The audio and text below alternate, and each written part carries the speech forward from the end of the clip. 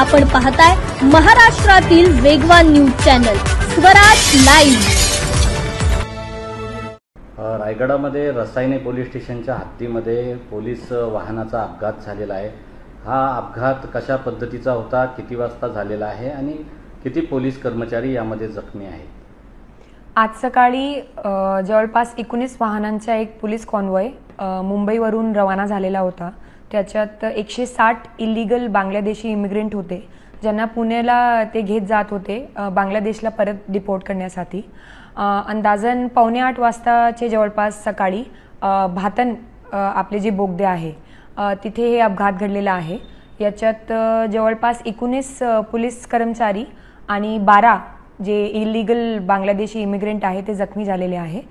यापैकी एक आपले मुंबई पोलीसचे कर्मचारी आहे विजय माने म्हणून, त्यांना जास्त लागलेली आहे आणि त्यांचा उपचार MGM हॉस्पिटलला चालू आहे नवी मुंबईमध्ये।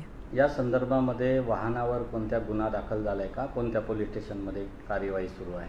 याच्यात एकूण 6 वाहन अपघातग्रस्त झालेले आहे आणि त्या वाहनांबद्दल आणि हे पूर्ण जे अपघात घडलाय याच्या दाखल करण्याची प्रक्रिया रसायनी पोलीस स्टेशनमध्ये चालू आहे।